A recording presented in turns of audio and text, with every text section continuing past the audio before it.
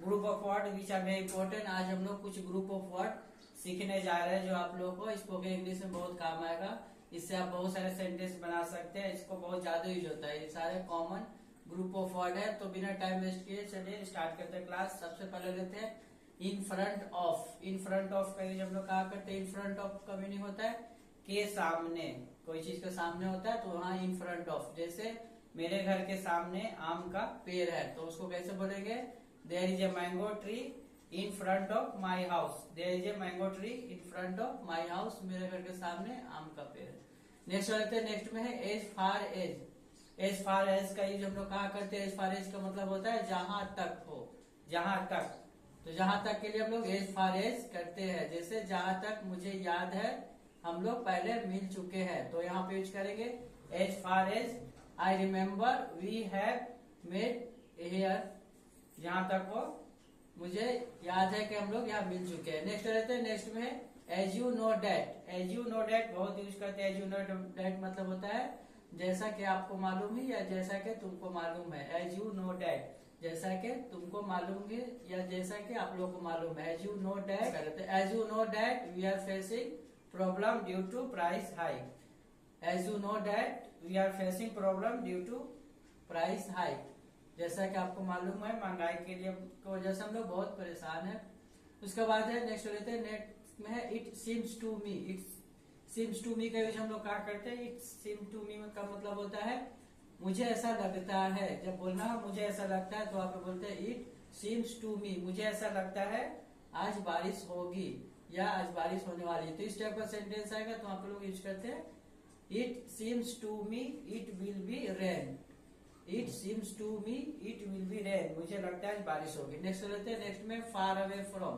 Far away from का use हम लोग करते हैं जब कोई चीज कैसे दूर होता है। तो जैसे यहाँ से स्टेशन दूर है या मेरे घर से स्टेशन दूर है या स्कूल से मेरा घर दूर है। इस टाइप का सेंटेंस जब बोलते हैं तो उसमें यूज होता है फार अवे फ्रॉम का।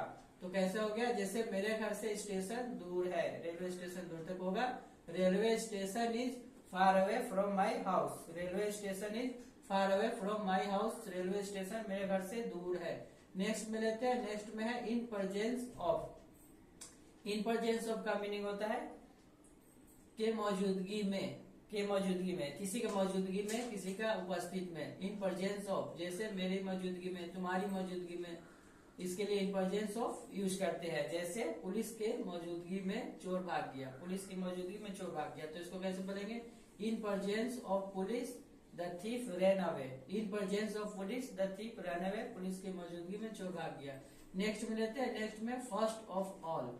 फर्स्ट ऑफ ऑल का भी हम लोग बहुत यूज करते हैं। ग्रुप ऑफ वर्ड इसको बहुत ज्यादा यूज करते हैं। फर्स्ट ऑफ ऑल मतलब होता है सबसे पहले। जब हमको बोलना होगा सबसे पहले तो वहां पे फर्स्ट ऑफ ऑल, सबसे पहले। जैसे अगर इंग्लिश होगा इसका होगा first of all we have to gain our meaning stock if we want to speak English. अगर हम लोग इंग्लिश बोलना चाहते हैं तो मीनिंग स्टॉक ज्यादा होना चाहिए। नेक्स्ट में लेते हैं। नेक्स्ट में एट लास्ट, आखिर में।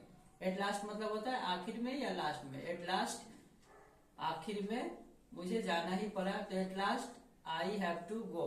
आखिर में मुझे जाना ही पड़ा, आखिर में मुझे करना ही पड़ा। At last I have to go, आखिर में मुझे जाना ही पड़ा। उसके बाद है एटलीस्ट। एटलीस्ट का यूज हम लोग बहुत करते हैं। एटलीस्ट का मीनिंग होता है कम से कम।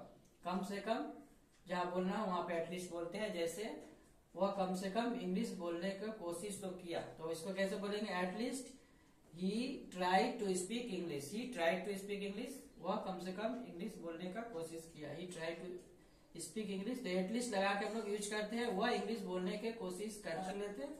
लास्ट में for your kind information. For your kind information का हम लोग यूज करते हैं जैसे पहले से उसको जताते हैं कि ये आपको जानकारी के लिए मैं बोल दूं। तो जानकारी के लिए, आपकी जानकारी के लिए, आपके नॉलेज के लिए तो वहां पर फॉर योर काइंड इन्फॉर्मेशन के यूज करते हैं। जैसे मैं आपको जानकारी के लिए बता दूं कि मैं जैसा आप सोच रहे हैं मैं वैसा नहीं हूँ या मैं वह नहीं हूँ। आपकी जानकारी के बता दो कि मैं इंग्लिश बोल सकता हूँ। इस टाइप का सेंटेंस जब आए तो वहां पे फॉर योर काइंड इन्फॉर्मेशन का यूज कर सकते हैं। जैसे आपकी जानकारी के बता दो मैं भी इंग्लिश बोल सकता हूँ। तो for your kind information I can also speak English. For your kind information I can also speak English. आपकी जानकारी के लिए बता दो मैं भी इंग्लिश बोल सकता हूँ। तो उम्मीद करता हूँ आप लोगों को ये ग्रुप ऑफ वर्ड समझ में आया होगा और इसको यूज भी समझ में आया होगा, और इसको आप लोग बहुत सारे सेंटेंस में यूज कर सकते हैं जो आपका इंग्लिश इंप्रूव कर देगा। तो आपको अच्छा वीडियो अच्छी लगती होगी तो जरूर लाइक कर दीजिए, कमेंट में लिखना ना भूले और इसको शेयर जरूर करें ताकि बाकी लोगों तक पहुंच पाए और लोग भी इसका मजा ले सकते, इससे फायदा उठा सकते। और इसी तरह का वीडियो पाने के लिए चैनल को सब्सक्राइब कर दे। Thank you.